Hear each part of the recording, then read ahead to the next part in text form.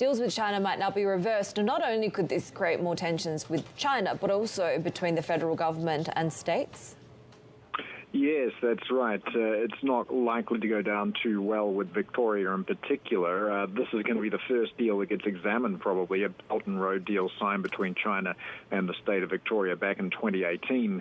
Now, that deal aimed to increase Chinese participation in about $100 billion worth of Australian new infrastructure projects that would give Victorian companies the inside running on other Belt and Road projects in China and elsewhere around the world. The federal government and the Victorian government have been at odds with this for quite some time now, pretty much since it was signed.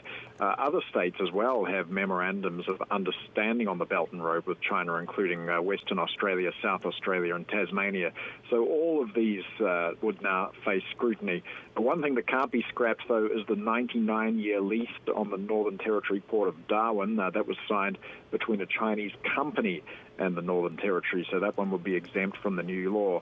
But China said before this got passed that Australia should refrain from creating obstacles that prevent normal communication between China and Australia.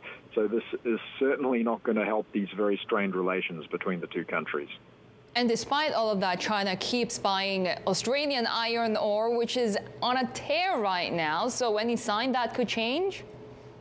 Well, no, quite frankly, China needs it, and Australia accounts for more than half the world's iron ore shipments, so expediency means that that is pretty much off the table. Goldman Sachs estimates that if China did take this so-called nuclear option and targeted Australian iron ore, it would only then be able to secure about half the supply that it normally imports, because the supply has been constrained by an accident at the Vale SA mine in Brazil. China's purchase of mines in Guinea might not reach the output potential that they're hoping for. So against that backdrop, as you say, iron ore prices have soared $140 a tonne now, and that's been a huge windfall for Australia. So even as China targets beef and wine and barley and other commodities, that accounts for only about a third of 1% of GDP.